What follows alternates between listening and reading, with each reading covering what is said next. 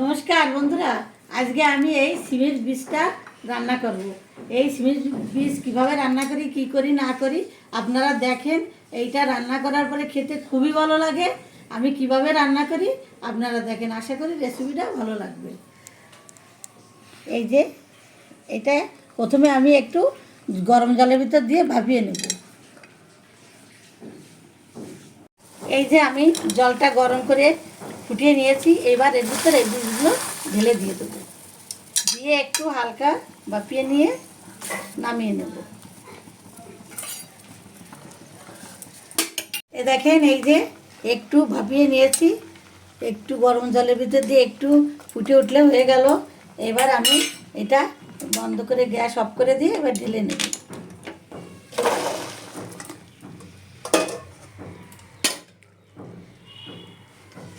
এই যে আমি ভাপিয়ে নিয়েছি, এবার আমি এইটা এক এক করে আমি বেছে নেব।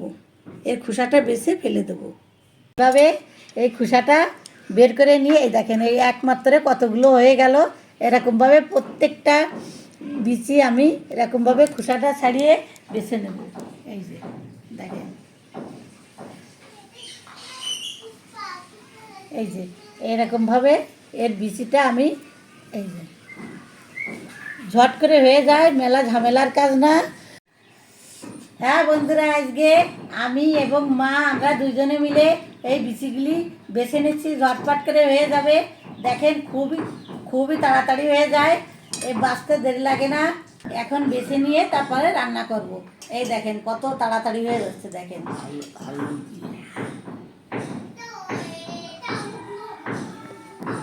এই তো।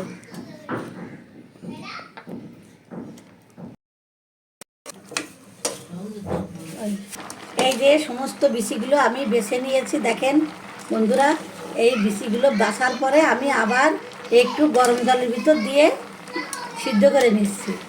এটা তো ডালের মতন, এটা একটু সিদ্ধ হয়নি এখনো। একটু সিদ্ধ হয়ে গেলে তারপরে আমি নামিয়ে নেব।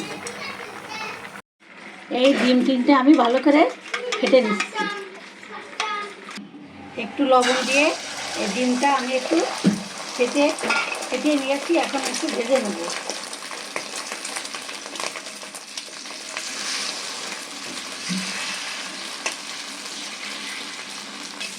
ভেজে নিলাম।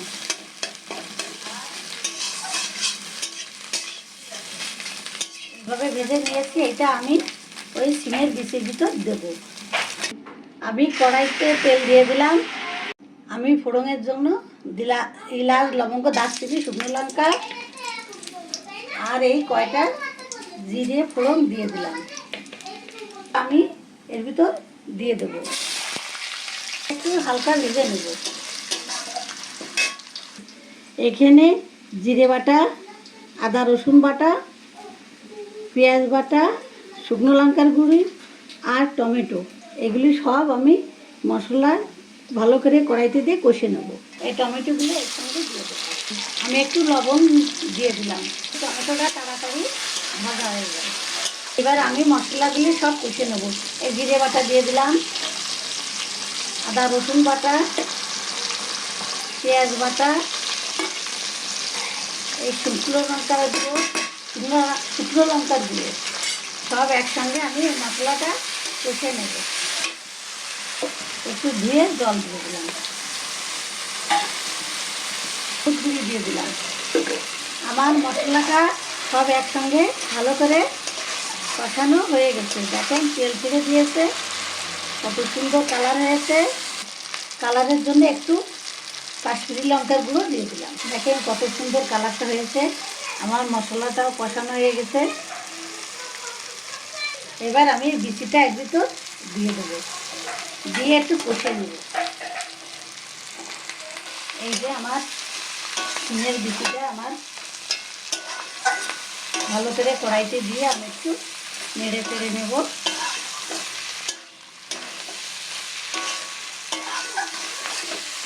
এভাবে আপনারা বাড়িতে সব যে রেসিপিটা দেওয়া আছে এইভাবে করে খেয়ে দেখবেন, সত্যি সত্যি খুব সুন্দর লাগবে। কত সুন্দর লাগছে দেখতে। এভাবে বাড়িতে অবশ্যই রেসিপি অনুপাতে করে খেয়ে দেখবেন। নারকেলের দুধটা করে রেখেছিলাম, এবার এটা আমি এর ভিতরে দিয়ে দেবো।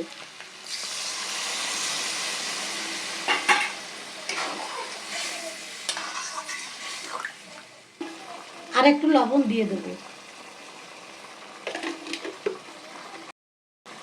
স্বাদের জন্য একটু চিনি দিয়ে দেবো। কয়টা কাঁচা লঙ্কা দিয়ে দেবো।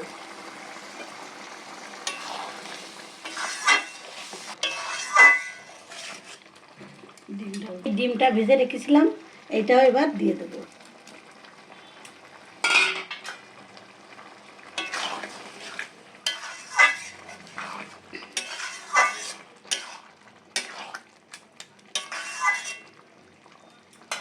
আমি একটু ঢেকে দেবো।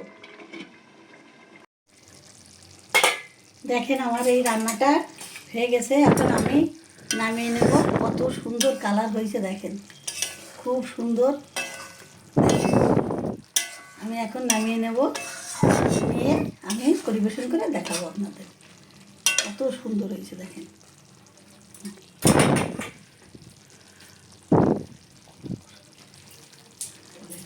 গরম মশলাটা এর ভিতরে দিয়ে দেবো।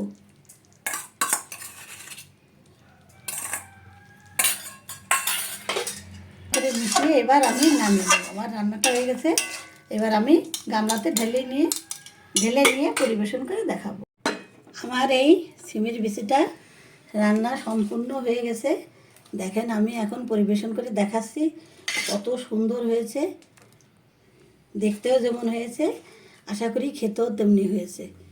আপনারা এইভাবে বাড়িতে করে খেয়ে দেখবেন। অবশ্যই ভালো লাগলে কমেন্টস করতে ভুলবেন না কিন্তু।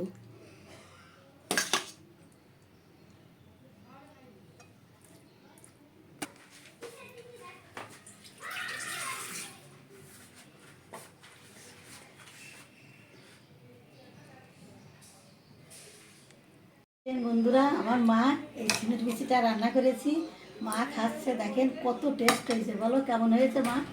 ভালো হয়েছে। মা বলছে ভালো হয়েছে, দারুণ।